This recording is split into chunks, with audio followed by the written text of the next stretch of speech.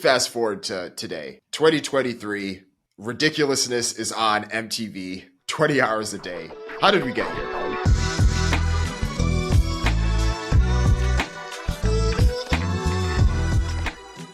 You're about to listen to a deep dive on one of the most influential companies in music in our lifetime, and that's MTV. MTV is now over 40 years old, and we've seen its rise, its transformation of the entire music industry, and how it truly created a new category. Before MTV, they didn't even call music videos. We talk about the origin days, back in the days of pop clips, and how pop clips became MTV, and we talk about those early years. It wasn't always easy sitting.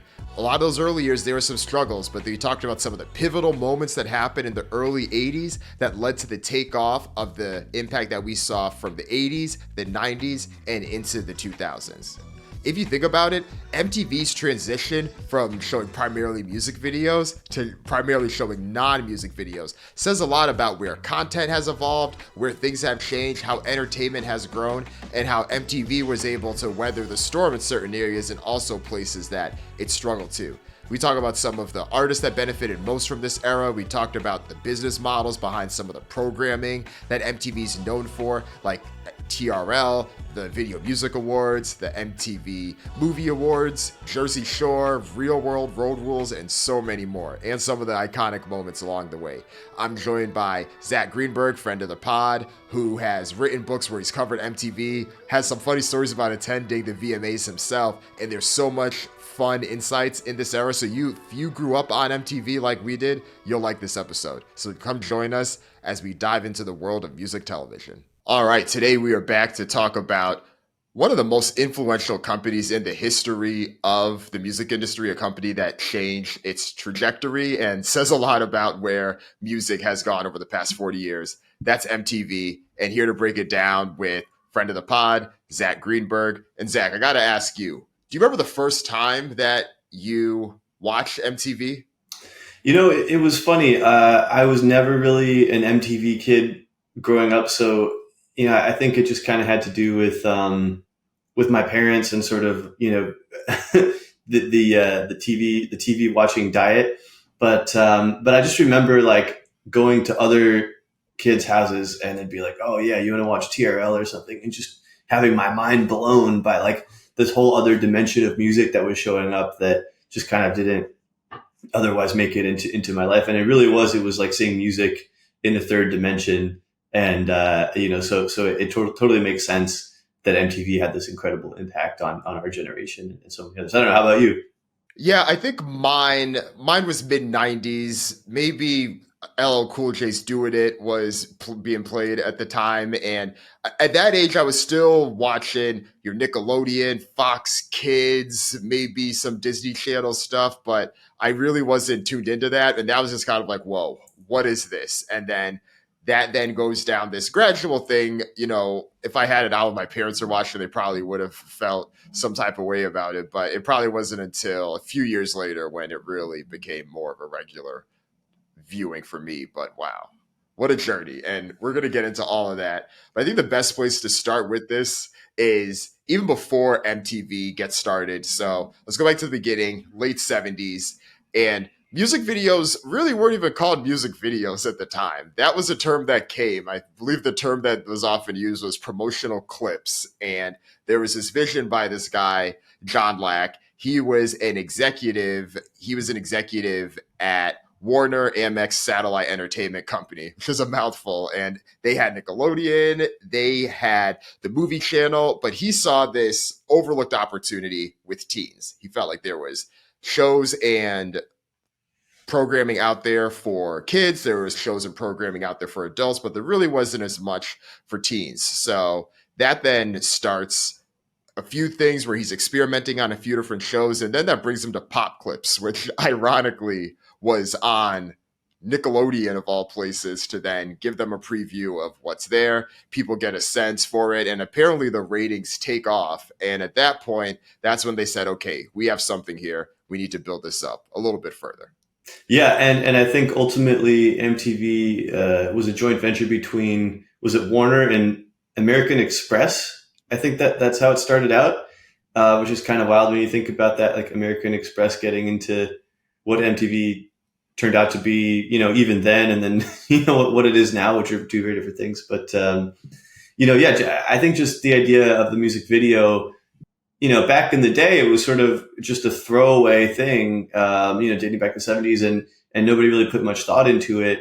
And in a funny way, I mean, we can talk about this more as we get into the rise and the fall, but I would argue that, music videos today have drifted back toward what they were back then. Now that it has been de-emphasized a little bit. But when you think about the greatest videos, like what are the videos that stick in your mind? I mean, certainly for me, like all of the great videos they came out of the 80s or 90s or the early aughts, maybe this kind of golden age of music videos brought on by the rise of MTV. Right, because if you look back at some of those videos, sure, you had videos like Bohemian Rhapsody, which did stand out. That, of course, is a video that came in the 70s. But for a lot of what stood out, it's like talking heads that are floating in this black drop, right? It's not the craziest thing in the world, but a lot of it was just these grayscale videos of bands performing in front of a TV, and the experience of someone watching a musical performance on TV was seen as the live thing, right? Are you going to get on American Bandstand? Were you going to be on Soul Train? Were you going to be on Phil Donahue or one of these other shows? So the thought of having a standalone pre-recorded clip that you then put out and share just wasn't something that people necessarily were thinking deeply about. Yeah, and I think in a lot of ways, it was a proxy for touring. Like you would put out these promotional clips, to try to make it in markets where you didn't necessarily have an audience, or maybe you would use them to sort of butter up like a regional audience, before you announce tour dates there, so that you'd increase the ticket sales. And I think also in those days, I mean, a lot of people forget, but like you go on tour to promote an album, right? Now you put out an album to promote a tour, right? Because back in the day, you'd make the money on the records. Now you make the money on the road, unless you're Drake, in which case you make money on the road and from the streaming. But yeah, I think that it's important to think about, the role between touring, putting out albums, and then the music video and how they fit together. Very different than it is today. Agreed. And I think the other thing too, just with this time of MTV coming up, is that you also have the rise of cable too. You're starting to see more options beyond what's just happening from a broadcast perspective. You're seeing more unique channels, which obviously paved the way for Nickelodeon, for the movie channel, for some of the things under that Warner Amex umbrella. So once they decide to get this going, Lack then hires Bob Pittman, who was a former radio guy himself. And that was a common theme that we saw with MTV. And they're thinking of names. They're thinking of Rockbox, they're thinking of TV One, and MTV, music television, did seem pretty basic, but they eventually were able to make it work. And they had this whole concept where they're like, okay, what is the thing that we want to do to make a statement? What is the access to information that we can get, or what is the type of statement we can get? So they said, okay, we can get footage of the moon landing. Literally one of the most iconic visual moments that you've ever seen on video from the 21st century. They have that, plant the MTV flag, and then they're off to the races. And before we get there, I do want to talk a little bit about the business model, because I think that was the interesting thing, because their whole pitch was, we're going to get the record labels to give us the videos for free. And we want them to give us the videos for free because we view ourselves as radio. We view ourselves as visual radio in the same way that they give the radio stations it for free. They wanted them to do the same. And the response was somewhat ironic, but it probably wasn't too surprising, just seeing how things were. The record labels told them to kick rocks, but eventually that changed over time. When you look at it sort of in the context of the fullness of time, right? It's not too different from the social media model. Let's get celebrities to give us free content that will make people watch our thing, and then we can sell ads against it. So it's a brilliant business model. And in fact, I would argue a precursor to Facebook or Instagram or TikTok or whatever, right? You're having suddenly a generation of kids being able to see their musical heroes up close. The creators are putting this stuff out for free, right, and giving it to the network, the platform, and then they're selling ads against it. So brilliant business model. Of course, the labels were not so keen on it early, but it went from a phase of MTV begging labels to send over videos to labels begging MTV to air the videos. And I think what happened in between is kind of like the most interesting part. Like, how did it, how did it kind of reach that point? Right, because the early start wasn't. It was a big splash at first, right? Because you have the Buggles, Video Killed the Radio Star, perfect song to kick things off. But there were only, depending on who you ask, some say they only had 100, some say they had 250 music videos, but that was all they had at the time. So there was a lot of repeat. There were a lot of artists who leaned in, then they may not have wanted it. Like I heard that a Rod Stewart just had a bunch that he just wanted to submit. And then similarly, a lot of the British artists leaned in, and those artists even before the American artists did. So there was a lot of Duran Duran, the Police. They called it, the British invasion was one of the terms that they used there.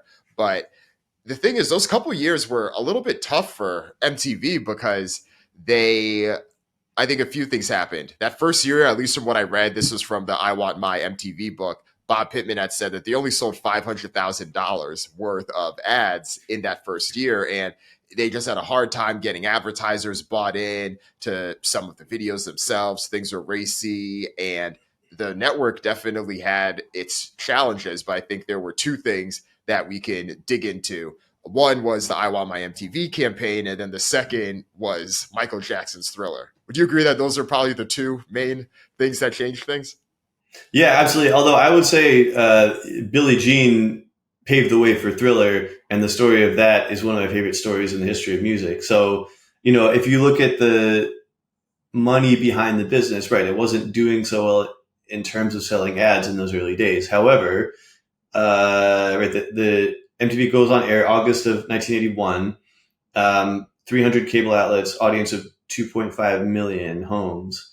But within a year, it's up to 2,000 affiliates, more than 17 million households, not people, right? So maybe you're going, if you're assuming 2 or 3 people per household, you're going from, 6 or 7 million to, something like 50, 60 million in the space of a year.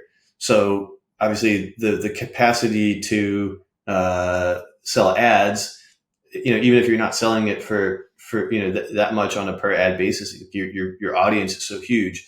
The ad inventory just sort of like massive, massive amounts of space to place ads, eyeballs to get on those ads. So you kind of had this machine that was just ready to start, churning out money, and all you needed was to sort of generate more interest, right? And I think the I Want My MTV campaign was just a brilliant way of doing that. I want my MTV, and you had all these different artists coming in and just saying that phrase and singing that phrase in their own sort of different ways. I mean, do you remember any specific artists that you heard in that campaign back in the day? Yeah, so one of them, Mick Jagger, he was one of the big gets that they were able to get. So he was able to push it. And then there were a few artists too that said, hey, I know that this is seen as a promotional thing, but the more that I push this, the more it ends up benefiting me as well, right? So they understood that, they saw the landscape, and it made perfect sense, because you then have the fans calling their local cable providers to then be like, hey, not only do I want cable to come through to my area, but I also want you to make sure that you're adding MTV, because that was a whole thing growing up too that I think, depending on your age, maybe easy to forget, where depending on where you live, you may not have gotten certain channels on your cable stream. And it wasn't until the late 90s that you had like digital cable and all these expansions. But I remember even places like or channels like the Disney Channel didn't come in like certain areas. And in the 80s, MTV was one of those. But this was one of those campaigns that helped make it ubiquitous. Yeah, absolutely. And I think just, having hordes of teenagers kind of demanding of their parents, like, oh, can we get the MTV package, right? That resulted in a lot of cable providers having to provide it.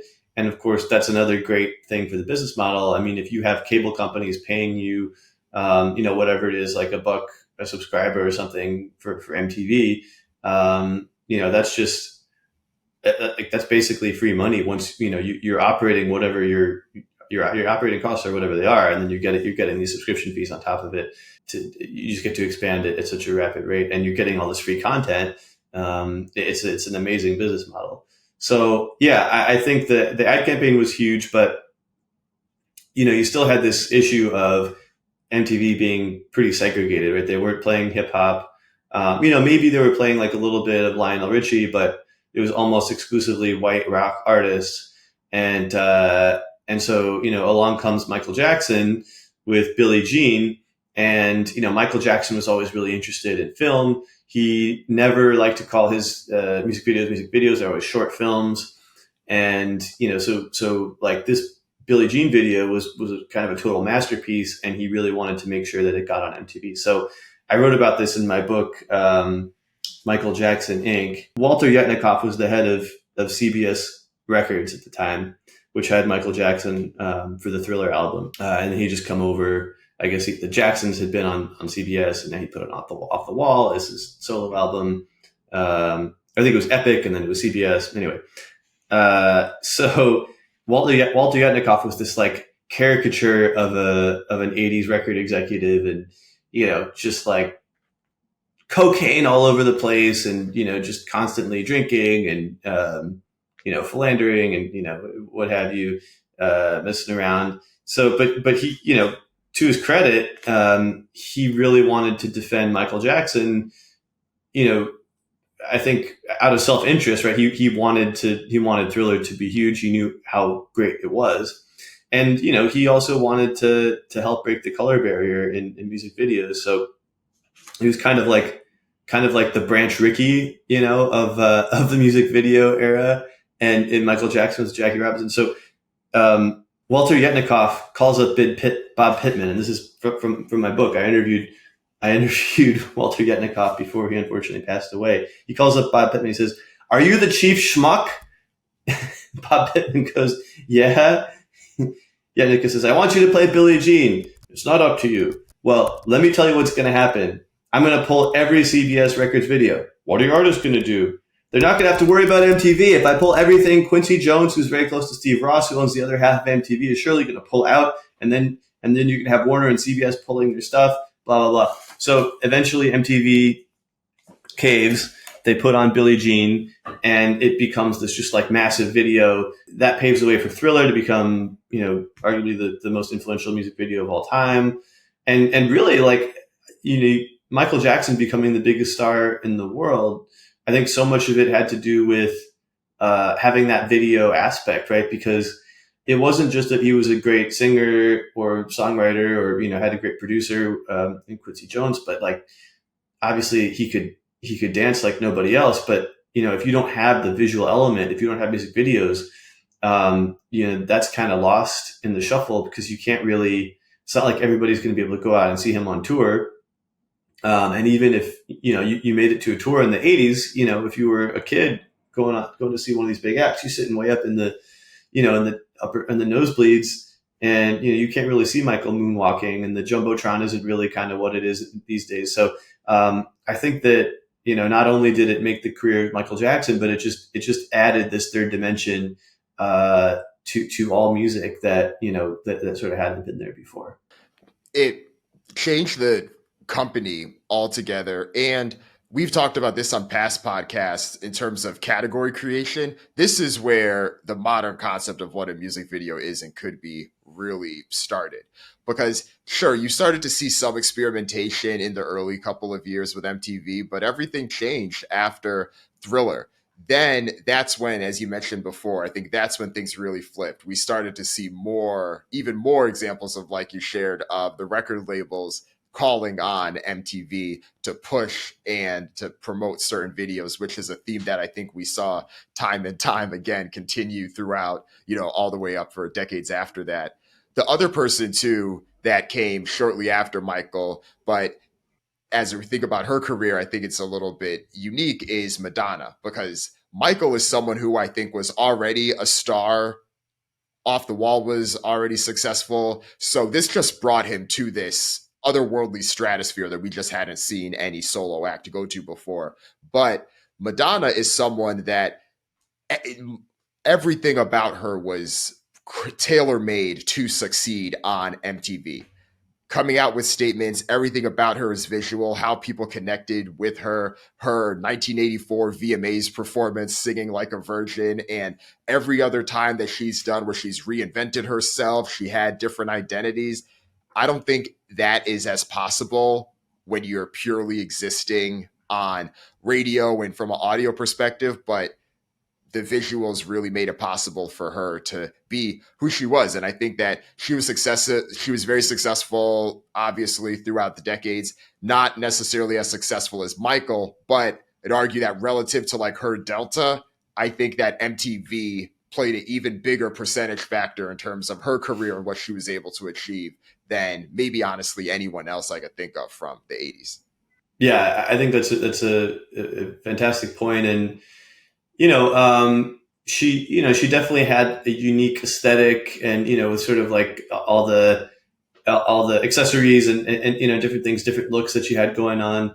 I think it's worth noting here that another consequence of the video in the MTV era is that stars started to care a lot more about their appearance, right?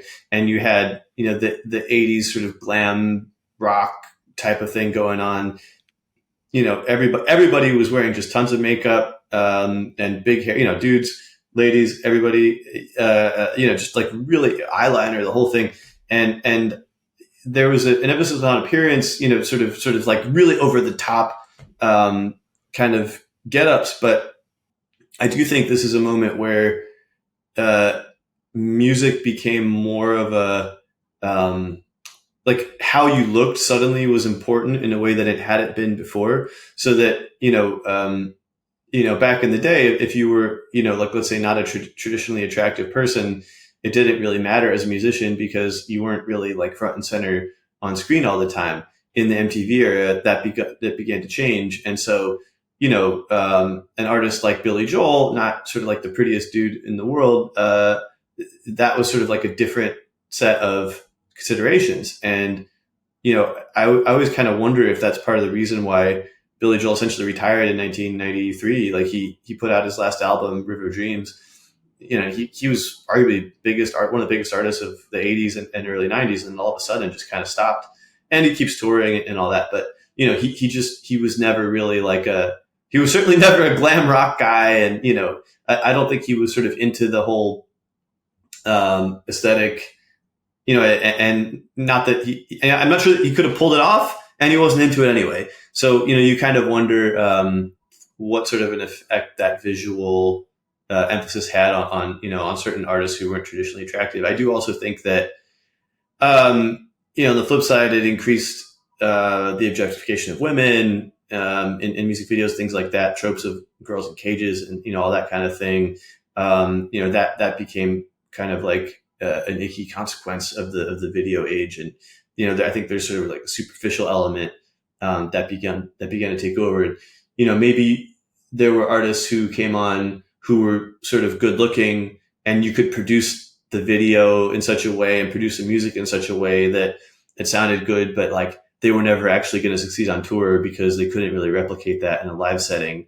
And so you had maybe a few more one-hit wonders or like acts that didn't really have legs, in the long term as a well-rounded live music sensation as well. I do think one-hit wonders did uptick after this as well, because it was easier to achieve the look and the vibe, but not necessarily have the longevity behind you, because you clearly needed the package to be able to have those repeat sales. So that's a good point there. So I'm a big nerd, obviously, and I did a cappella in college, and we recorded a couple of albums, and I was the business manager, I believe, the year that we recorded an album.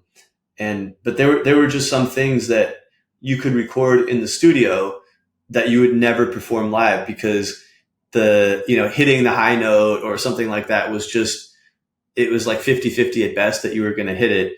But if you had studio time and you could sort of like auto tune or do multiple takes, then why not? So I just remember there being songs on our albums that we never performed live because it was just too difficult to pull off. And I think that's in a way a microcosm of the music video age. Obviously, there's some of that just with recording, but certainly with videos, you can have a certain level of production. Not only I guess not only audio but video that you could never really pull off in a concert, and certainly in these days, in the modern day concert business, sets have gotten just really over the top and ridiculous and just visually incredibly stimulating. But I think in those days it was harder to capture that live. And so there's a lot more kind of imagination that you could apply to the visuals when it was in a one-off video type of scenario. Yeah, definitely. I feel like you start to see artists do more of this stuff now, which is now leading to this ongoing debate we keep hearing about whether artists should be singing over their tracks in concerts or people getting mad when artists lip sync. But it's to that point. I mean, you can take that 50-50 risk when you're doing a music video or if you're doing a solo thing, but it's a little dicier when you're actually in front of thousands of people.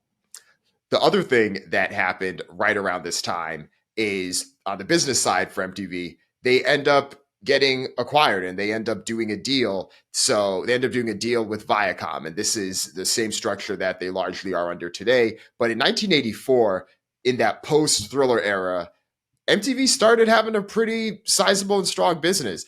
$109.5 million in revenue, almost $12 million in profit. Warner Amex had owned 66% of the business, and they were reaching 26 million households. And a lot of that was more so just the continued growth and development of cable. The acquisition also included VH1 and Nickelodeon. And then not even too long after that, they were entertaining offers to go back private again for nearly $500 million. So the 80s was such a growth uptick period. And you started to see that on the recorded side of the business as well, because the reason that the record labels were pushing and trying to get their videos played is because you were able to see the impact of you have your artist's music video that's put out that gets regular airtime on MTV, and then you see those records getting sold at Tower Records, at Strawberries, or wherever people are buying their albums from.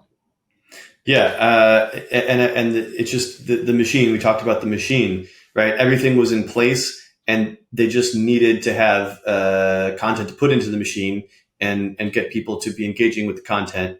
And once that happened, it really was a money making machine. You have free content coming in. The cable providers are paying MTV to be in their offering selection of cable. And, so the only costs really to MTV at that point were just staffing. And, they weren't, I guess this is before they had really begun to get into producing their own things, which kind of happened. I guess that was kind of starting to happen around this time.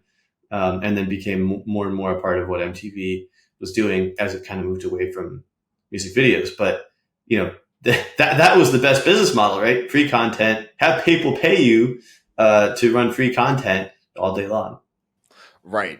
It was working really well. And the thing that they started to realize, which I do think sets the tone for where this conversation will go eventually, is MTV's decision to eventually move away from videos. But one of the things that I think they noticed is that if there's a video that fans like, they're more likely to stay on that channel. But if there's a video that they don't like, they're more likely to move off of that channel. And as cable expanded, as other things expanded, they did start to see more of that pull to, okay, how do we keep these viewers locked in and not just have them change the channel if there's something different that they see. So oftentimes you'll hear people refer to the golden years of MTV being this 1981 to 1992 era. Ironically, 1992 is when The Real World starts. That was the first true reality program that they have. But I do want to highlight a few things that happened before that.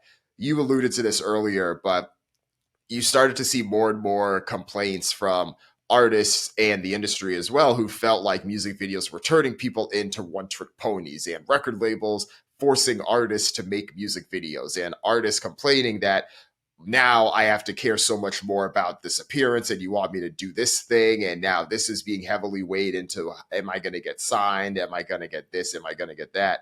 And it is ironically similar to the same stuff you hear today about TikTok and how artists feel about the record label trying to get them to do more clips, and the artists complaining about that, and people saying that TikTok is turning the industry into this, that, and the third. These conversations come up time and time again. And that's one thing that stuck out as I was reading through things. I was like, huh, when they say TikTok is the new MTV, they're not just talking about in terms of where culture sits, but they're also literally talking about the intra-industry dynamics. Yeah, I mean, absolutely. And I think, again, this might be something we get into a little bit more later in the conversation, but I almost think that where MTV went wrong was, and I guess the timing just didn't quite work out, but MTV was ideally positioned to create its own social network, right? I mean, because it essentially was a social network without the social aspect. And as soon as, that became possible with the rise of the internet and the mainstream, MTV could have owned that, right? I mean, even when you think about MySpace, that was a music-oriented site. It was a music-oriented platform. If MTV had been able to kind of own that space, there's no reason it couldn't have kind of continued to be as relevant as it always had been.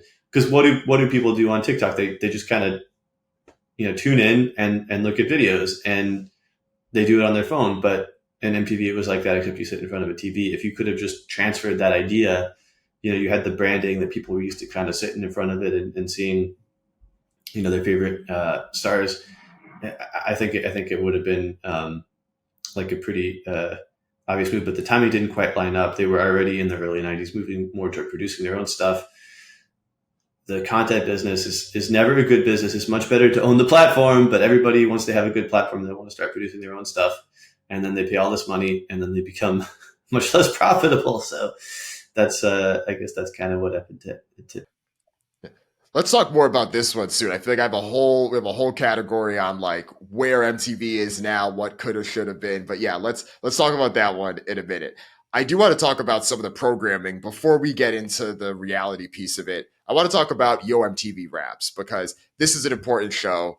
You mentioned earlier about the racism, lack of Black artists being shown on MTV. Some of the responses you heard, there's that iconic David Bowie interview where he literally calls out the people to say, hey, why aren't you playing more music from Black artists? That, of course, was before we saw Billie Jean and Thriller, but still, hip hop just wasn't necessarily getting its shine even after Thriller and the success there. It's like they kept moving the goalpost, but then things change after Yo MTV Raps. Yeah, Yo MTV Raps, I think that might be the most important show in the history of MTV. It may not be the best known, but just in terms of culturally what it meant in terms of bringing hip hop to the mainstream and bringing hip hop to be a part of MTV more broadly, you can't underestimate that. So they bring in Bad Bye Freddy, one of the pioneers of hip hop, who in the early days really connected what was going on in the South Bronx with the downtown scene. So, he would go and take like Debbie Harry and, like new wave rockers up to the Bronx and, show them what was going on with DJing and graffiti and breakdancing and all this stuff. And so that's why, the first rap to end up number one on a chart was Debbie Harry, right? I mean, with Rapture. And she shouts out, Fat Five Freddy told me everybody's fly. All that stuff. I mean, that's a result of Fat Five Freddy kind of bringing hip hop into the mainstream music scene, bring it downtown. And so he was kind of the ideal emissary to bring hip hop to, like tens of millions of households across the country. And, I think that he had this sort of like perfect combination of, he had a like very engaging interviewing style, but also just an authenticity to the genre, like as a pioneer of hip hop himself, as a graffiti artist. He was known for, he would go and tag the 4 train or the 5 train. Sorry. That's a train that runs from, like up from Yankee Stadium down to Grand Central. And he would go and tag it with these like Andy Warhol style Campbell soup cans.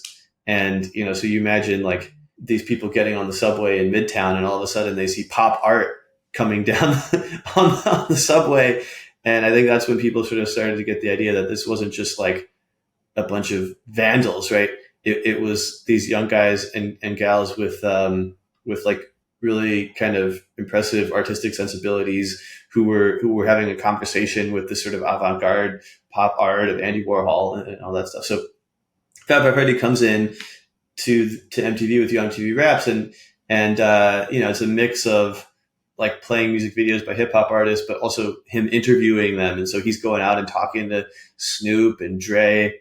And when I was writing my book, Three Kings, I interviewed him about it. And he mentioned like there was this time when I think NWA was promoting its second album, and Dr. Dre said, he's like, we want to become billionaires. We're out to take down Donald Trump, which sort of is kind of fascinating, right? Obviously, Dre almost became a billionaire with the sale of Beats, and hip hop has sort of taken aim at Donald Trump in a different way. I think in those days he was the sort of aspirational wealth mascot, and now he's a punching bag. I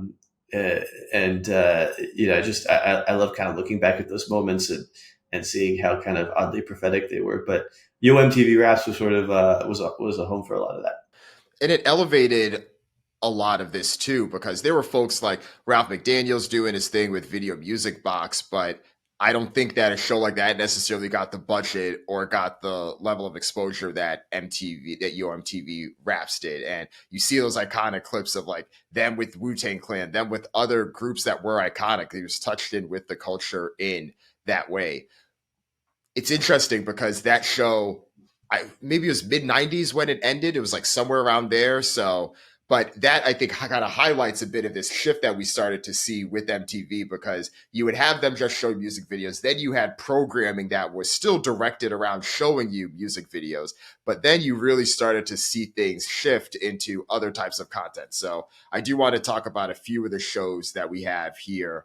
I do want to talk about the VMAs, but I want to talk about movies first. And I want to talk about that first because even though MTV wasn't historically a music channel, they did get into movies. And I think they also influenced movies maybe even before they got into movies, because later in the 80s, you started to see the Brat Pack and all of those movies where now people see the success that you're able to have with MTV and having music television as the thing that connects this group of people. And now people see that and they say, okay, well, let's have movies. And that's where you see all these Rob Lowe, Emilio Estevez, and Demi Moore movies like Breakfast Club, St. Elmo's Fire, Pretty in Pink, all of that. And then you extend to the next decade where you have, your Scream and I Know You Did Last Summer and Singles, Reality Bites, all of these shows, Cruel Intentions, that also in some ways, some of their scenes feel like music videos in a lot of ways, where you clearly saw that influence there. And then MTV eventually has its own award show. So movie awards start, I think it's 92 was when they had the first show, and they have all of these awards that clearly line up with the MTV demographic, like Best Kiss and stuff like that. And you start to see a lot of people play into that. So they were wise about the multimedia expansions. And I think a lot of that was how influential it was just from a cultural perspective, and then the business just making complete sense to go into. Yeah, and I think the other thing was MTV was very smart about maintaining this sort of edgy ethos to it. And I remember another Fab Five Freddy story. He told me that back in the day, I think it was 1988 or 89, and the Grammys had sort of snubbed hip hop, per usual. And so MTV Raps hosted a Grammy boycott party. And I think Will Smith came in, and, like Slick Rick and Ice-T. And and this is in the late '80s in LA, and Fab told me all of a sudden this old guy rolls up on a motorcycle, and it's Malcolm Forbes, the owner publisher of Forbes magazine at the time, and Fab's like, "Yo, Malcolm Forbes, you know about hip hop?" And he's like, "I've got the chapter and the verse." and so I think it kind of like emphasized, first of all, how far hip hop had come in terms of being something that MTV actively ignored in this very racist sort of way, to being a driving force, like pulling MTV forward and getting the attention of people like Malcolm Forbes within just 5 years, right? But not only that, it was a really savvy look for them, especially with the rise of the VMAs as this other kind of like big time award ceremony.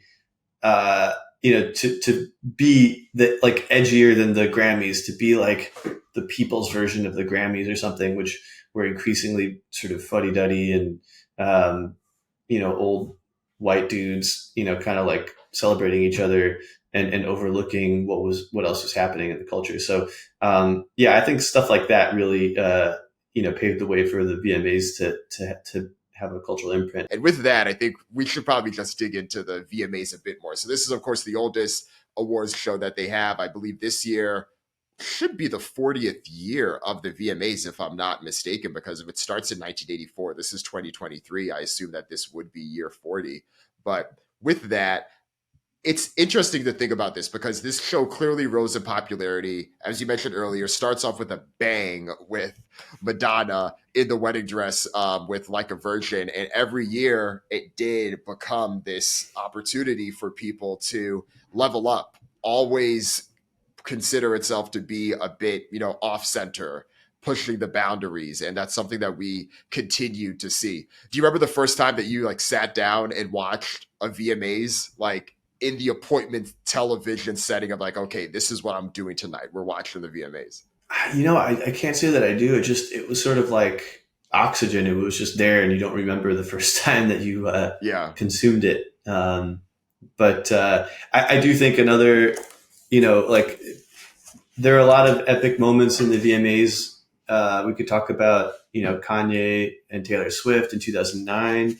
But I think one pretty funny thing was, in one of the earlier VMAs, Michael Jackson was kind of getting sick of being called Jacko or the gloved one.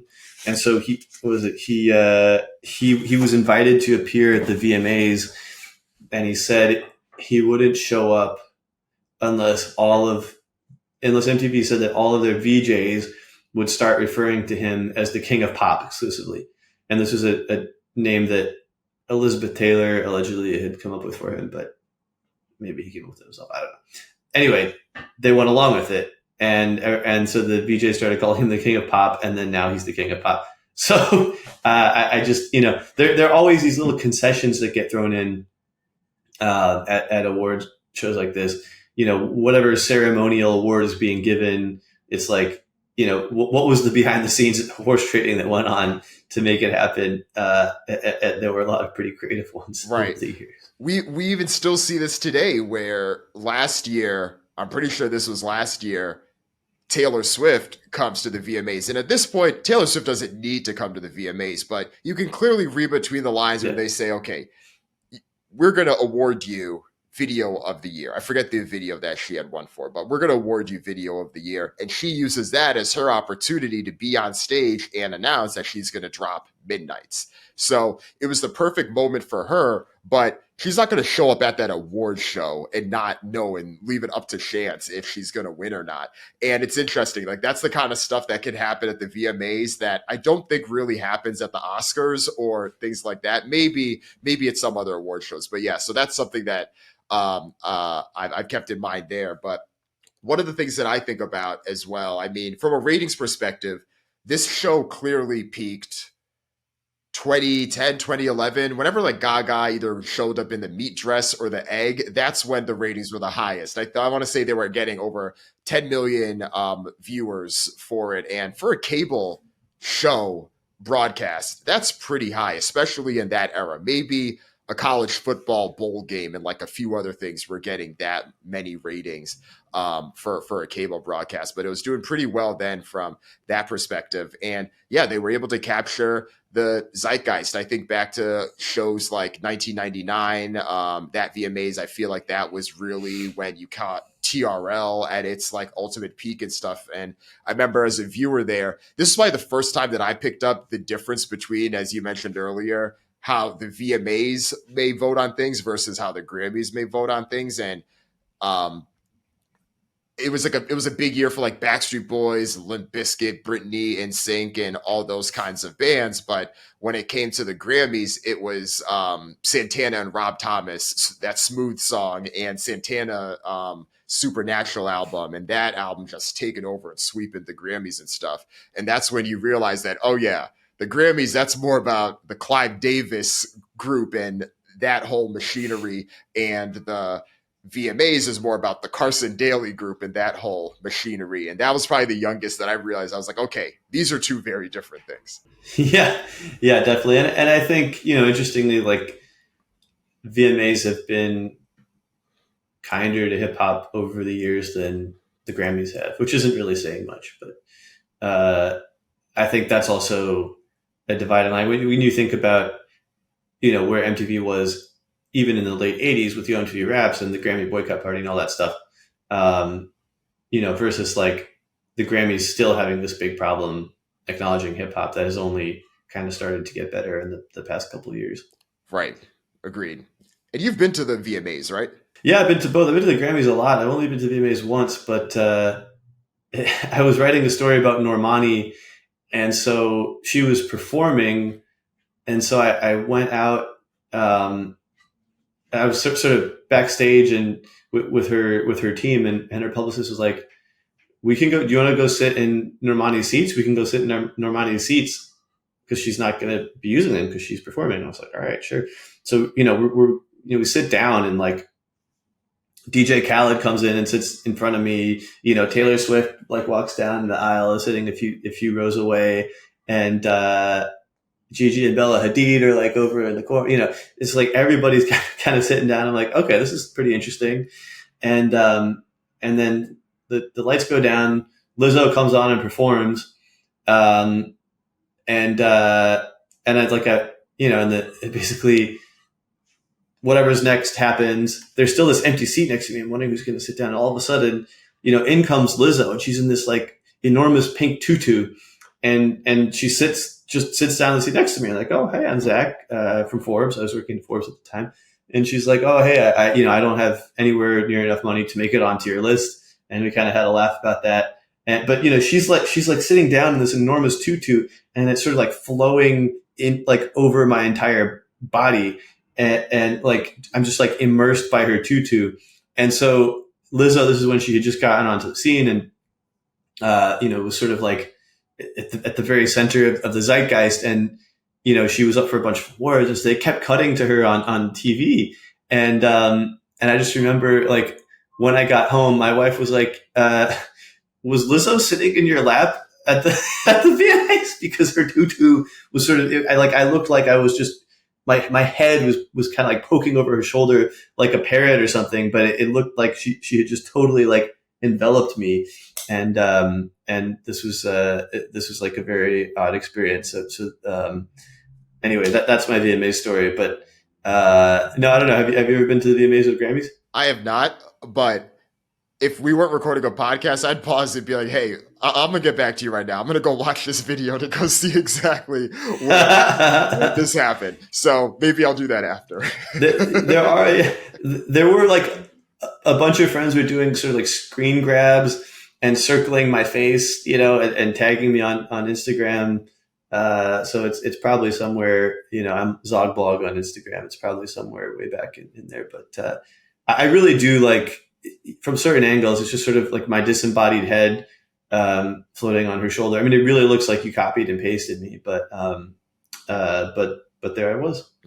Do you have more fun attending the VMAs or the Grammys?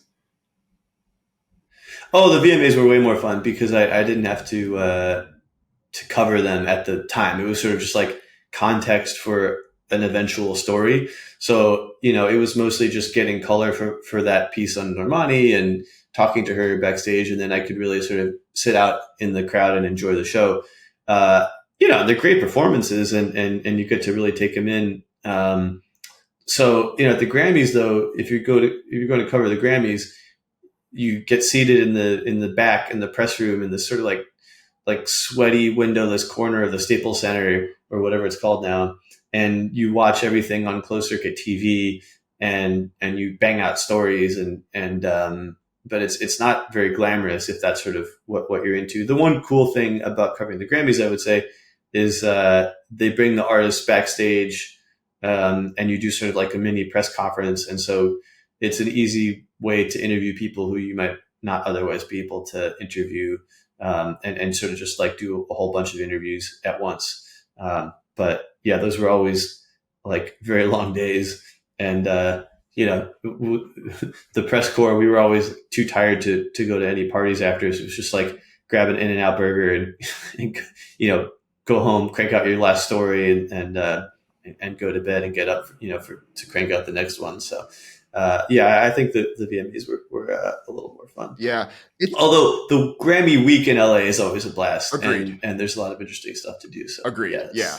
That's definitely kind of the pre-event that is more interesting. And I feel like it's interesting now because I feel like from a youth perspective, at least when I was in like middle school, high school era, there was much more water cooler talk about the VMAs than there ever were the Grammys. I mean, maybe the year that J-Lo wore the green dress, the Grammys got a lot more discussion. But I mean, outside of that, but I think things flip now. I mean, I talked to my cousins who are teenagers and stuff who love music, and there's much more intrigue in Grammys and those things than there ever are VMAs. But moving on to some of the other programming, because I know we want to hit a few of these. I think it's probably a good time to talk about reality TV overall, because now, at least in this part of the story, we're into the 90s, and 1992 is when the real world starts. And this is where things really start to change for MTV. As I mentioned earlier, they started to see some of that disconnect of if there's a video that someone doesn't want to watch, they may change the channel. But the day they put on that pilot episode for the real world, they said the ratings went up 3x compared to what they were showing else before that. And that first season of The Real World in a lot of ways was so iconic. It was a good time capsule for grunge culture and was able to show you things uncut in a way that, whether it's Singles or Reality Bites or 90210 or any of these shows that were captured around that area, didn't quite get in that same kind of way. And things took off, and you just started to see the programming shift more and more to that. And one of the things that I thought a lot about with how this change gradually started to happen over time is, I think in entertainment and content overall, there is a bit of this disconnect between what consumers say they want versus how consumers actually behave. And consumers say they want more music videos. Fans, other people say they want more music videos and want MTV to play more music videos, but when you give them that, they don't watch it as much as they watch the stuff that they might complain about, which is the reality shows and all of the different derivatives of the dating shows and Real World Road Rules challenges, and eventually Jersey Shore, which ends up being the biggest show that MTV ever had from that perspective. So the ratings are telling you one thing, but the consumers say this, and it reminds me of this place that Hollywood has been in for the past 20 plus years, where people complain about, why doesn't Hollywood make more original content? Remember when we were growing up, you had Armageddon and all of these other blockbusters that were original IP in the 90s and stuff. But when they take risks to make stuff like that, people don't show up. You know what people show up for? They show up for Spider-Man No Way Home. They show up for the IP that's there in a way that if you remove the IP and kept the story, then you would lose a large percentage of the audience. And MTV did follow the economics. Whether or not people felt like they should or shouldn't have followed the economics, I think is up for debate on what they feel like the purpose of MTV is. But from a business perspective of giving fans what they want, it reminded me a lot of this debate that we're seeing in Hollywood. Yeah, no, I think that's a great way of putting it. And you could argue that it's the same in journalism too, right? Everybody says, I hate clickbait and, let's have more intelligent, I hate hot takes, but that's what people click on. I mean, it's not just clickbait because people know that that's what it is, but they still click on it. People still click on hot takes. And so I think the news business has moved more toward, lists. I mean, certainly I've been there at putting out lists of the top earning rappers or whatever it is. I mean, I would much rather do an in-depth profile of, Ludacris than like tell you how much money he's making. But you want to know how much money he's making more than you want an in-depth profile of Ludacris. So, I mean, not you, Dan. I think I think you would want the in-depth profile. We're fellow nerds here. That's why we're doing this podcast. Yeah. But people want that like quick hit, that like people want the information just like, injected into their veins. People want to know who are the 10 most whatever, so I think that's the same thing with reality TV. And it's like, yeah, consumers can say they want one thing, but their actions lead in another way. And, and especially in businesses that have been really, under pressure from the shift to web-based everything like media, like television, you kind of have to follow the money or you're going to go out of business. Right. And so MTV came under tremendous pressure as time went on because, TRL, what's the point of TRL when you have YouTube? And so, what's the point of VJs when you have influencers anyway? I mean, like VJs were kind of the first influencers, you could argue, in some ways, just famous for being famous. And, a lot of the same things that we see on social media influencers, right? So that whole narrative that we've been talking about all episode about MTV being sort of like a proto social media, and like social media without the social, without like the interactive social part, right? I mean, there was a social aspect, like sort of a water cooler, what's going on in the zeitgeist thing. But obviously you didn't have sort of like individual profiles. You couldn't interact with people in the same way. I mean, I think that, reality TV was sort of like the only place for them to go, because you're not going to be doing the thing that you came there for at first. And again, right, it's like MTV is trying to find a way to produce something cheaply that a lot of people are going to want to engage with. And creating reality TV shows is a little more expensive than having record labels give you videos for free. But, it's certainly not as expensive as, developing scripted series and things like that. As it happened, they were really good at it. And, even sort of quasi-reality stuff like, Jackass, I don't know if you'd call that reality or not, but, that's obviously not very expensive to produce. I think, in a way, MTV kind of led us down this path, but it wasn't really a great path. It wasn't a great path for MTV, but what else is MTV going to do, as sort of like the traditional model evaporated? Right.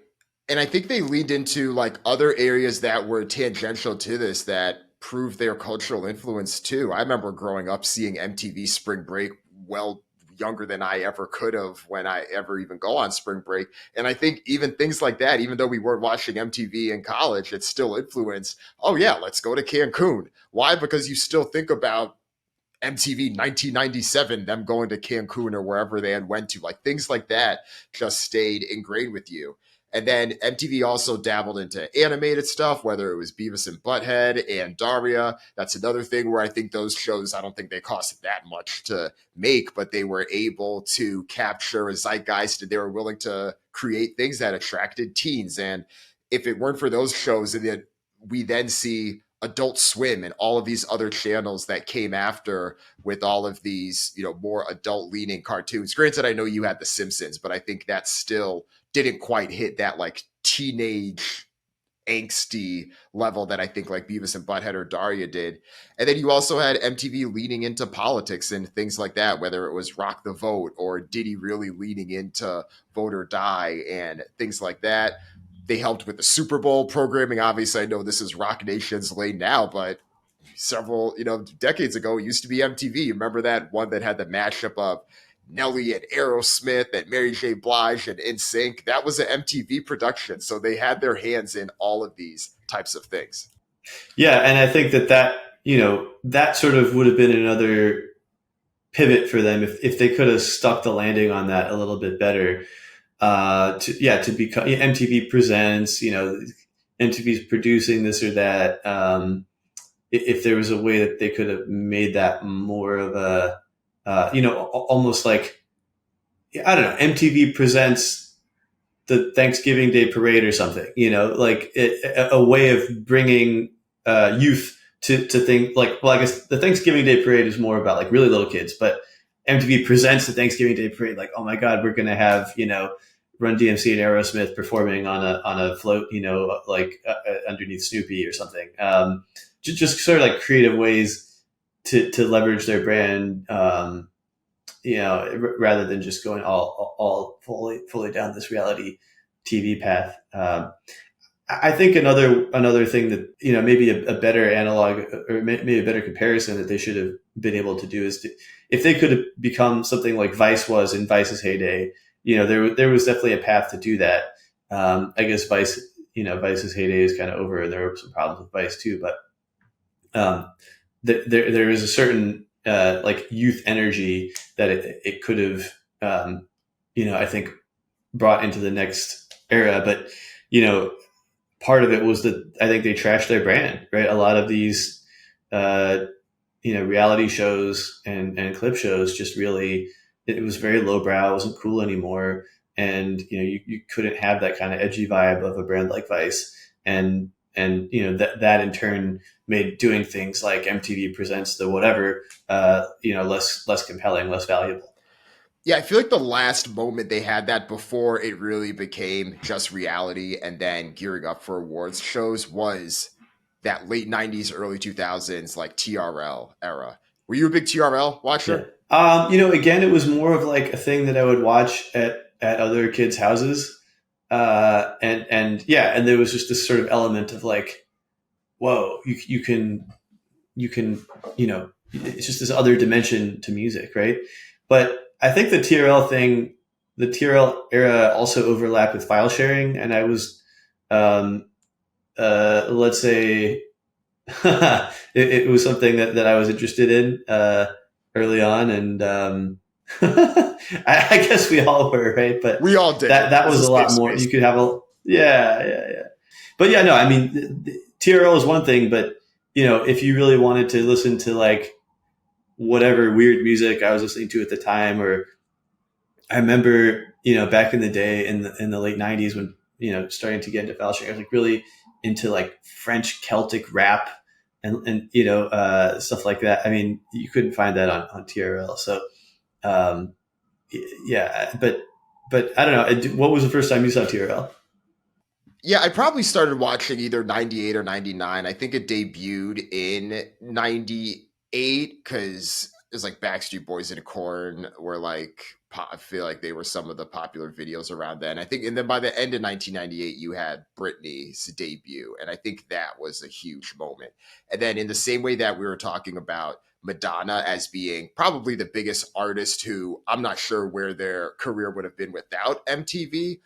I think Britney may have been that for the 2000s where TRL really became her vehicle. I think the boy bands and, that whole bubblegum pop era was as well. But I think especially her, just given the heights that she was able to reach. And then a couple years later, we saw it with Eminem too, because he's someone that if there wasn't MTV and you're just relying on program directors at radio stations to go promote this person's music and you're hoping that Dr. Dre's cosign is enough for that, would Eminem have broken out the same way that he was able to? Well, I mean, you kind of saw this in the mid 90s when I think he had that Invincible album and things just didn't quite break through. And I wouldn't say that he wasn't like not like talented as an MC then. So I do think that when I think about the 90s and 2000s, those are two people that I think really lead into and truly benefited from it. And I mean, I know there's others as well, like your Kid Rock's, Limp Bizkits, and Korn, like the new metal wave and stuff. But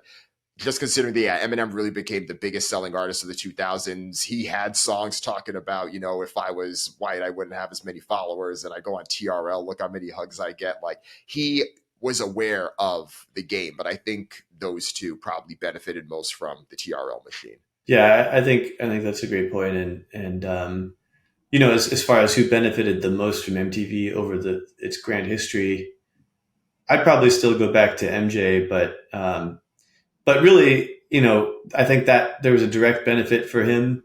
Uh, I think other artists benefited indirectly, and it became just sort of like an assumption that it was part of the music scene that you were going to put out videos that people didn't even directly trace it to MTV anymore. But when you think of any artist who does a lot of videos, who's sort of like video focused, Kanye did a lot of it.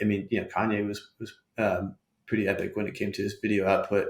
So you could really put any big video artist as a primary beneficiary of MTV, I think. Yeah, I would say so. Especially, I mean, we haven't even mentioned Hype Williams yet, but I think everything that he did with music videos, the artists that he was working with, Yeah. Missy, Timbaland, all of those, MTV just enabled this. And going back to the movie tie-in, the movie Belly, which was pretty much an hour and a half music video, is stemming from what you were able to do with that. And with music videos as well, even though reality TV was taken off, music videos were having just this big moment, especially in the TRL era. It wasn't uncommon for a superstar artist to have a music video with a $2 million budget, and they did it because they knew that they were going to make the sale from it. I believe it was like one of those In Sync videos. Maybe it's like Bye Bye Bye or It's Gonna Be Me. One of those. I'm pretty sure. Yeah, it was well over a million, maybe close to 2 million. But it ended up being I think No Strings Attached ended up being the best selling album for 25 years until Adele released that album that wasn't on streaming initially. 25, that one. So they put the money into it, but they knew that it was there. And obviously, you alluded to it earlier with Napster and the decline of the CD era, but MTV was able to withstand some of this because of the reality TV. People were still tuning in. So there was this lag where obviously MTV's decline was coming, but it didn't decline as quickly as the music industry did because MTV had the content and the programming that was there that wasn't reliant on music industry sales the same way that the music industry itself was. So it's one of those things where I know that's a common thing that people get frustrated about, where companies will leverage music to grow. And then once they become sustainable and the music industry is still trying to find its way, those companies go on to do big things. I think that's a common thing we've heard in tech over the past, 15 years or so. But I do think that definitely lined up with some of the MTV criticism as well. Yeah, and I would add sort of the rise of product placement in music videos as another thing that kind of degraded the product. And as the MTV promotion machine kind of wound down, you know, uh, it wasn't so clear that music videos were going to be these great drivers of sales for albums, and album sales were going down. So that was kind of another problem. So but then you still had now this assumption that if you were a big artist, you were going to have a big video, it was sort of a prestige thing. And so in order to make the videos work, you had to have these like really egregious product placements in the middle of your videos. And then it kind of began to move a little bit back toward that same, like corny promotional thing that videos had started out as. And I think that further kind of like reduced the emphasis on music videos, more broadly. So this kind of vicious cycle began to come into effect. I guess though, to tie it back to hip hop, with beats, I mean, Jimmy Iovine made this edict that every video had to have beats in it, that was coming out on Interscope. So there's your product placement, but that was a little bit more tasteful than some of the other stuff. But what was it? There was like some Lady Gaga video, and there was an ad for Plenty of Fish. I mean, it's like some blatant like promotion. Plenty of Fish was a dating site. I don't know. It got like pretty corny, and I think really contributed to the demise of the music video as an art form. So with that, we should fast forward to today, 2023. Ridiculousness is on MTV 20 hours a day. Oh God, yeah. How did we get here? Yeah, I mean, if you sort of like follow that kind of business model to its logical end, right? I mean, it's race to the bottom. What's cheaper than reality TV? Yeah, clip shows, just like have some dopey clip show and run it over and over and over again. And I think Ridiculousness TV is now, I mean, it's like the vast majority of MTV programming. It's something like, what is it, like 60% of all hours at MTV, is on air. It's like Ridiculousness. Yeah. Just, dudes hitting themselves in the nuts or something. And I guess people watch it. I guess enough people watch it and it's cheap enough to produce that, they're doing okay on it. But like, that's not a long-term plan. And, if you want to look at blooper reels, you can always just go online, right? I mean, it's the same thing as music videos. So, if MTV doesn't find some other path, I mean, the end will be coming. I mean, I kind of don't see any way around that, honestly. Like, the brand means something, but who knows what it means anymore. And, the core business is gone. And I think it's just sort of like, I don't know, people still have dial-up internet, like some people, a couple people, and it's going to go away, the last remaining stragglers, right? So it's just like, how long are the last few holdouts going to stay that you could eke out a profit running a business like that? I don't know, but I wouldn't be too optimistic. I think we're seeing something that is somewhat similar to what we're also seeing with ESPN to some extent, right? You saw these channels that rose with cable hit their stride in the 90s, 2000s. They were still doing it. And then, sure, cord cutting, that happened and it's still happening. They were able to weather the storm to some extent, but between the cord cutting and just the shifting economics in terms of how people consume the main thing that they were known for, it's now leading us into this thing where you don't hear as many sale or discussions about MTV. I mean, right now it's currently under Viacom with a number of other properties, but you're starting to hear this now with ESPN under Disney. And what is Bob Iger going to do? Will they sell it to Apple? Apple clearly wants to, all of these things. And I think the same way that you saw it with them, the same way that you saw it with Sports Illustrated, with print magazines, decades earlier, these iconic brands that mean so much in culture and entertainment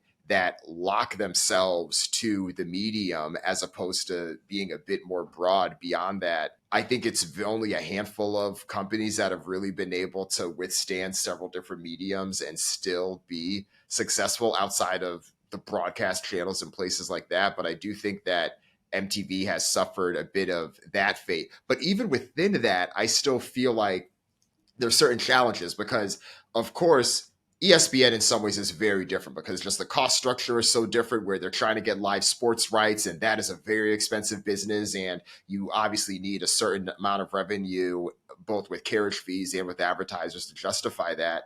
But on MTV, obviously it's a very ridiculously cheap product to make. I mean, the most expensive may be what they're paying Rob Dyrdek, and we could get into that in a minute. But they have this show which they're essentially showing the type of stuff you see on like House of Highlights, not the sports content, but like the blooper reel types of stuff. You're having these celebrities come through and then give their commentary on it. That's cheap to make. But then I read some interview where they had interviewed the people that are currently leading MTV now, and their thought was like, okay, well, the people that are watching cable now, it's an older audience. They want a bit more of that comfort food, and they're not against showing them the same thing over and over all day long. And that I do agree with, because you look at other channels, other shows, even ESPN, as strong as it still is. All right, the day after, you're all of the programs are pretty much designed after, okay, what happened yesterday? Let's talk about it. And we have rotating heads, different formats, but that's roughly what it is. And even shows like Bravo or E and some of these other reality networks that they do show the same shows over and over, whether it's you're seeing Real Housewives back to back, you're seeing Below Deck or, Shahs of Sunset, all of these other shows that are quite popular. That then makes me think, though, that I looked at the ratings with it. Bravo, which is a relatively newer show compared to MTV, is getting at least twice as many viewers regularly than MTV is. And Bravo primarily relies on reality TV shows, whether it's the Housewives and some of the other ones I mentioned.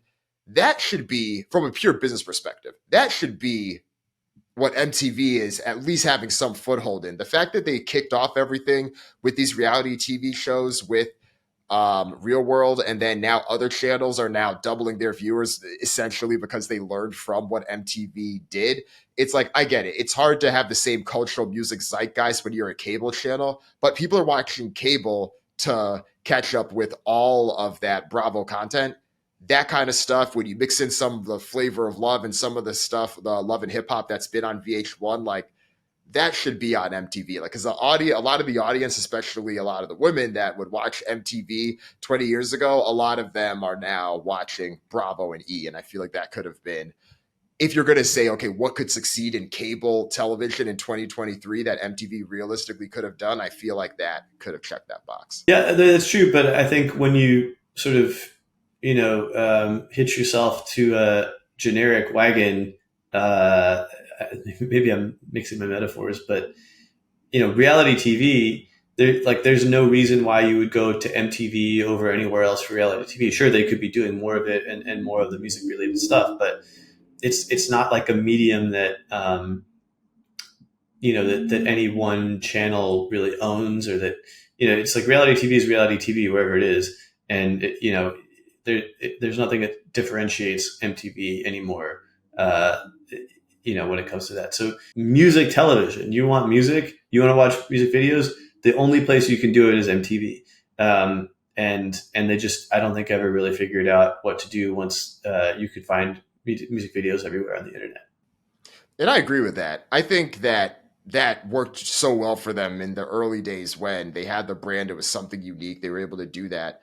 But even today, where I think, even if you look at like ESPN being still, despite its challenges, one of the more successful cable networks, or if you want to throw in the politics news channels, like what else could they do now that would make business sense, just given like where the business is today? Yeah, I have no idea. I think we could get into the missed opportunity section, what they could have been doing, but it's too late now.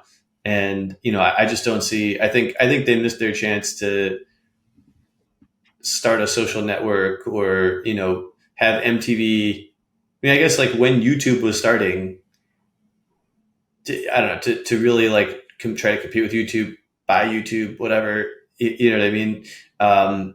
And for that to be like, in other words, if they could have found a way that you can go to MTV.com and watch videos, and if that would have become sort of like the milieu through which people watch videos online, then that would have been a great business. But they didn't do it. So, and now they're just kind of this race to the bottom. So Google buys YouTube, I think it was 2006, for $1 billion. Could Viacom have done that? It's probably out of MTV's. Yeah, it's probably out of MTV's price range by then. But could they have bought YouTube earlier on? Could they have like started a competitor to YouTube? Could they have? I mean, you got to think also they had such a head start where like there were takedown notices, and they're all like, don't forget, right? Like it took a while before the music industry could kind of like get on board with YouTube and figure out, what's a fair, I guess people use YouTube to listen to music more than they use it to watch music anyway. But MTV had these great relationships with the labels. Like, don't you think they could have found like they could have preempted YouTube in many ways?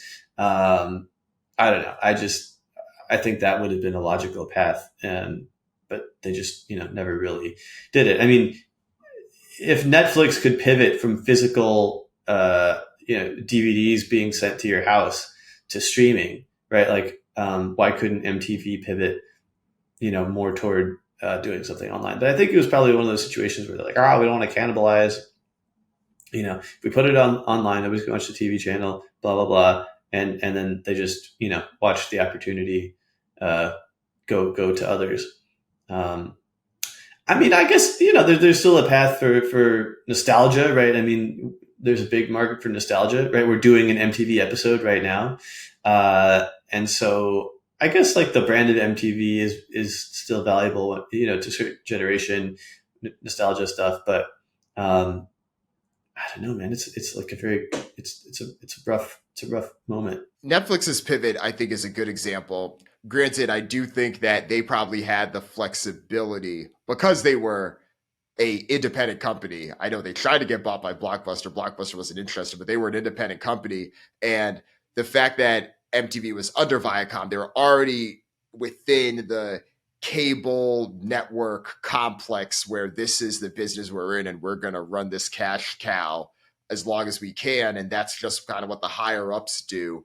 And that's kind of the same thing that we've seen and we've talked about in some of the record label conversations we've had, right? What makes a Cash Money different from a Def Jam? And you think about some of the decisions that a company like Def Jam has where it's like great brand, but the minute that you're wholly owned or majority owned by the broader powers that be, you do become engulfed in that. And it's kind of harder to make those distinct differences. And I feel like that's what we're seeing here a bit now with MTV. I just go back to, like, you know, if you see a reality show, there's no way, like, you don't really care what network it comes on. You don't go to a certain network expecting, you know, the best reality show. I don't know, you know, you tune in because you want to watch the show, not because of something, you know, more related to the network. I think in journalism, you see that too, right? If there are very few brands where you go to that publication's website just to see what's going on. I mean, the New York Times, for me, would probably be it. Or, you know, if you're a music person, maybe you go to Billboard or Rolling Stone or something. But, you know, I think most publications are fighting for viewers with that clickbait. What can you know, what is it? What's the splashy headline? What's going to, you know, get to the top of the Google results? And it doesn't really matter, you know, what the front door looks like. You know, you're fighting for people to come in, you know, through other areas. But it's a much better business if you can have everybody come in the front door. And MTV just doesn't have that anymore. Agreed. Yeah, so we talked through some of the missed opportunities there. Did you have any others, or? Yeah, an MTV branded social network. You know, an MTV YouTube. I mean, an MTV TikTok, right? Like, these are all, you know, companies that came up like while MTV was around and had a little bit of money. I mean, you know, I don't know, like partnerships with some, you know, even if you couldn't clone the thing or buy the thing, you could have I don't know, is there an MTV TikTok partnership that would have sort of like elevated MTV? I just, you know, could you have had done some sort of like almost syndication deal with influencers where you know, you have, you bring some of their stuff to MTV? I mean, maybe there is something like that. I don't know. I haven't really, I just, you know, it's so off the radar these days. There were ways to stay on the radar, and I think there are just so many missed opportunities. I'm not sure I could pinpoint a single one. Yeah, I agree with all of those. And then I think similarly, do you have a dark horse move? Well, I guess it probably isn't similar because the dark horse is more so something that they did that is under discussed, but something that MTV did that doesn't get talked about enough today. You know, I don't know that it's a dark horse move, but I mean, I do think Jersey Shore, as much as I've been shitting on reality TV here, you know, I kind of hate reality TV, but I really was pretty addicted to Jersey Shore because, to me, if you are watching reality TV, like, you want it to be like the least amount of thinking involved, right? Like, if you want to be entertained in that way, you don't want to have to think at all. And Jersey Shore is just the perfect guilty pleasure. And I mean, it really was you know, I remember when it first came on, it was probably like 2009, something like that. So it was way after the MTV heyday, but that show was huge. And it made like pretty enormous stars out of Snooki and, you know, DJ Pauly D and some others. But, you know, so I don't know if it's a dark horse, but how about this? My dark horse. How about DJ Pauly D? The Music Network puts out a reality show and this guy becomes a DJ, right? I mean, I remember DJ Pauly D, one year when I was doing my list of top earning DJs for Forbes. I mean, he made something like $10 million. And, you know, a lot of it was from Jersey Shore, but a lot of it was also from him going out and getting paid like $50,000 a show in Vegas or wherever, you know, and I think he was all right, but like $50,000 a show, that's like what Questlove was getting at the time. And, you know, so in a funny way, MTV did create, you know, a music star, even way after its heyday of creating, you know, or not creating, but elevating music stars. There was DJ Pauly D kind of doing his thing. And I think out of all of them, he has sort of the most sustainable career because I don't know that any of them could go out and get that much money just for an appearance. And he's certainly been able to do that pretty nicely. Jersey Shore was brilliant. There's no other way to say it. I mean, even though it was technically after MTV's heyday, it was the highest rated show that they've ever had, and it really wasn't even that close. Yeah. It's pretty impressive. And yeah, those numbers are wild. That's like Calvin Harris at Wet Republic numbers. Maybe not anymore, but like when he first started, that's insane. I think he's getting like seven figures, but yeah, for sure. My dark horse move is how they positioned everything with VJs and making that its own thing. Because I think now you see with companies like whether it's Barstool or whether it's The Ringer or other places that really put effort into making its media personalities become either personalities or stars that the people want to follow in their own right, whether it's independent or in conjunction with the actual programming. That was a really good thing on them, because I think that even you take shows like TRL, like people remember what it was like with Carson Daly or someone like an Ananda Lewis or Dave Holmes who had been there for years. Them doing that, I think, was an earlier version of what we're now seeing, where people talk about, oh, you need to make your writers and your journalists be personalities. I'm sure that, you probably had, or there's probably discussions about this like at Forbes and places like that as well, like that you've worked. But yeah, that was one of the things where I said, okay, they're not just having these people be, voices to say whatever they are, but you do get to see a little bit more personality, some uniqueness as well. And that's something that stuck out in the early days. And yeah, as you mentioned, Pauly D, even though he wasn't a traditional VJ, someone having the platform from MTV being able to go in, do their own thing. Yeah, I'm kind of surprised too that there weren't more musicians, sort of like washed up musicians who didn't have anything better to do, but who were still big names, kind of coming back and being VJs, and maybe they thought it was beneath them or something. But I think that would have been an interesting way of integrating, music into MTV a little more directly. But, probably they would have wanted way more money than whatever anonymous VJ came and then that they made a star. I think it's, and I guess we saw this with ESPN a little bit too. It's like, if you're the right kind of place, you can hire somebody for pretty cheap and then make them into a star. And then eventually they become too expensive for you and they go do their own thing. And then you can just kind of like keep creating stars. And that's probably a better business model than, luring some name to attach to, to your shows. It's a good point, because we saw on ESPN how expensive this got, right? Like part of the thing is like, okay, why would you fire Jeff Van Gundy and Mark Jackson from NBA on ESPN? Well, they got expensive is essentially the water cooler discussion. Yeah. And I think you saw this on other networks to some extent. Like Bow Wow was a host on 106 in Park, and he also was someone who benefited from having his music videos on 106 in Park several years earlier. But you didn't see as much of this on MTV. I'm sure someone listening could probably share a few things that I'm probably missing off the top of the head. But yeah, you didn't quite see as much there. And I think it would have made perfect sense. And yeah, they probably would have required a lot of money, but I'm sure that there's just so many levels of stardom, especially all the one-hit wonders that MTV had birthed in places like that, like having those people come in. Yeah. They would have been more affordable, and they clearly saw the impact of the platform. So I guess before we wrap things up, who do you think won the most from, let's start with the first question. Who do you think won the most from MTV? I was going to say Michael Jackson, and I think that's a fair way of putting it. However, I'm going to go with the hot take. All right, here we go. I'm going to say Taylor Swift. I'm going to say that Taylor Swift, from that moment at the VMAs, and I actually did a thing on this for Forbes. I mean, if you chart her annual earnings from that moment in 2009 through today, I mean, it's just like a rocket ship taking off. Would Taylor Swift have become Taylor Swift even if she hadn't been interrupted by Kanye at the VMAs? I'm sure she would have.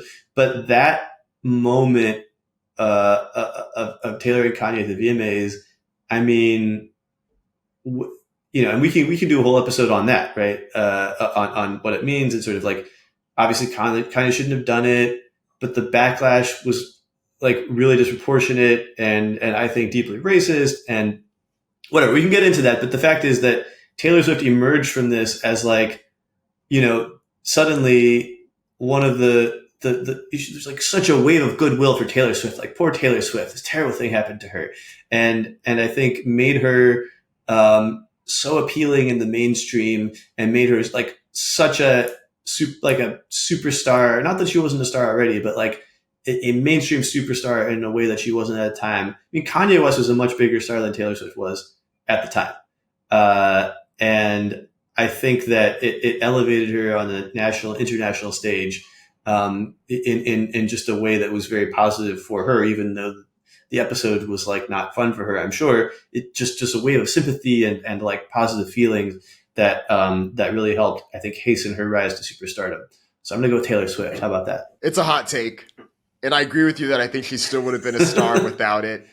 But I do want to highlight the broader thesis of what you said, which is I think sometimes people underestimate the impact that scandal, drama, gossip can play on an artist, even a superstar's career.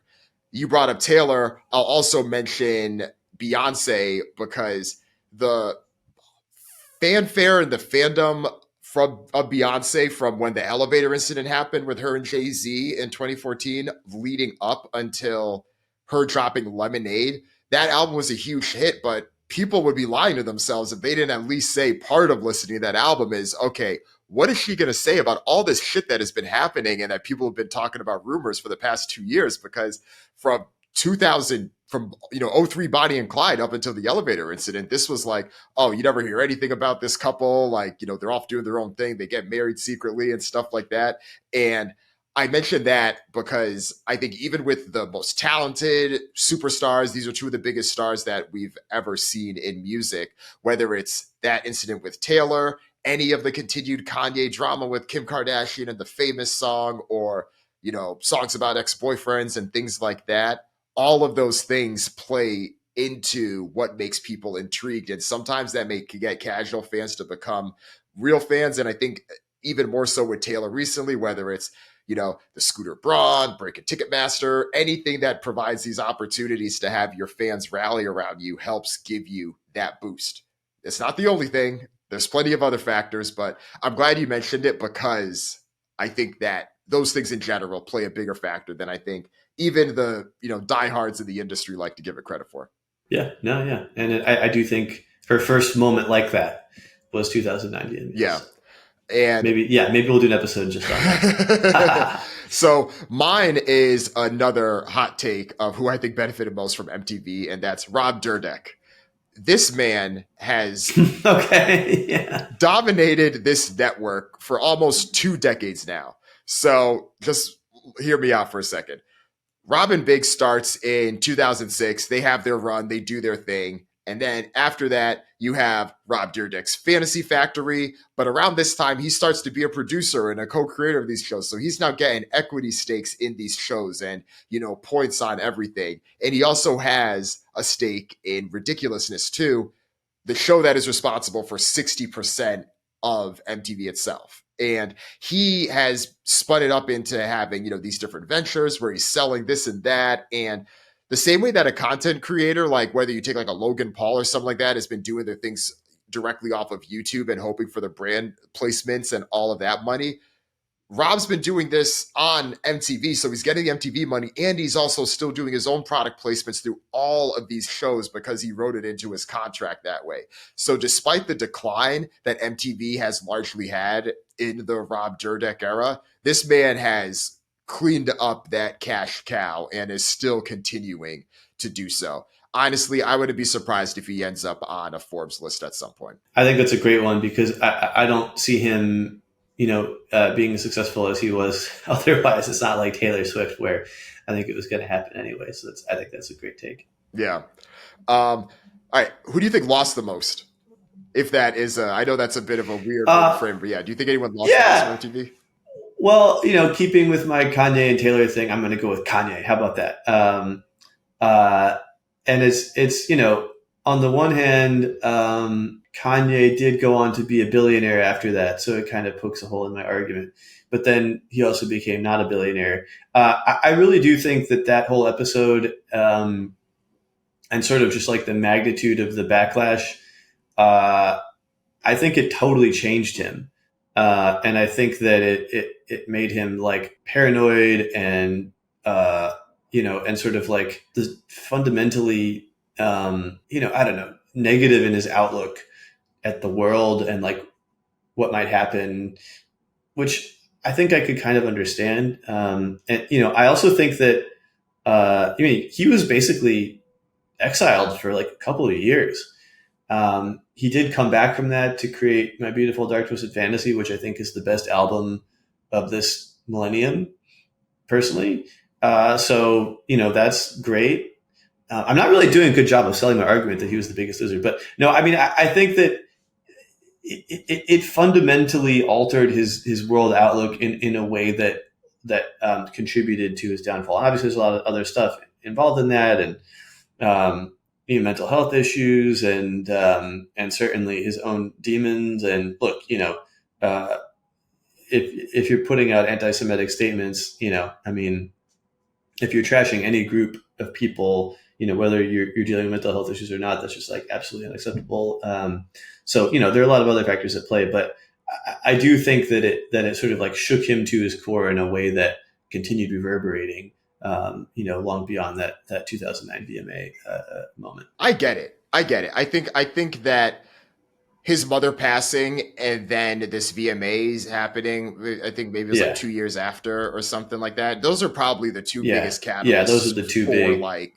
Oh shit, what's going to happen? And granted, we obviously know that pain makes art. And from things that I'm sure we both read and listened to, there is a direct corollary to the VMA incident and some of the inspiration that leads to My Beautiful Dark Twisted Fantasy. So yeah, it is this ironic thing where obviously he had success after that, plenty of commercial success, plenty of household hits, but wasn't necessarily the old Kanye ever again. Yeah. I mean, I think old Kanye died at the VMAs, right? Yeah. And in a way, I think that his best, I think Beautiful Dark Twisted Fantasy was his best album. And you could also argue that Yeezus was artistically, more challenging and, like more of a statement than anything old Kanye put out either. But in terms of like just his success as a mainstream superstar, old Kanye, I mean, man, we could go through the catalog, but like that was, that was stuff that everybody could get into, just about everybody. So, I think it definitely took him in a different direction, for better or worse. Mine is a vague who lost the most, but artists that were either, to be blunt, not visually appealing in their appearance, their vibe, or artists that just didn't play the game.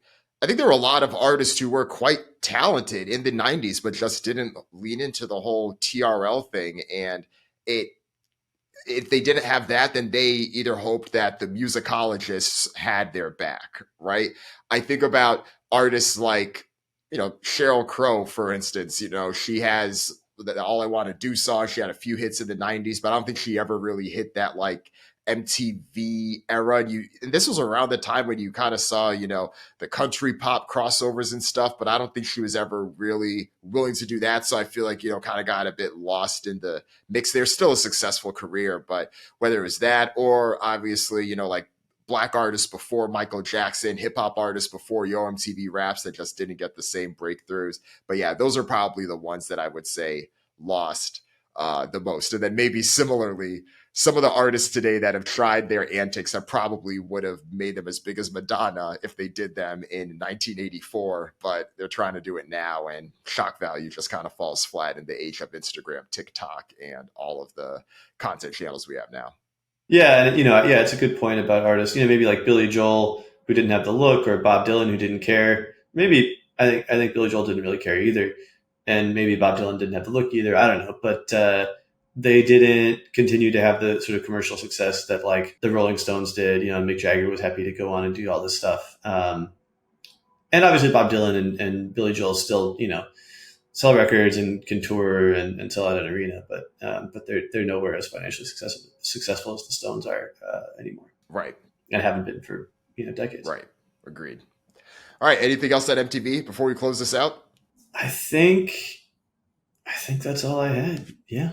That was a that was a really fun one, to go from the Jackie Robinson of music videos with MJ to Lizzo sitting in my lap to like reality TV. I think we covered it all. I think we covered it all too. So I don't know about you. I'm going to log off and just go watch some ridiculousness for the rest of the day.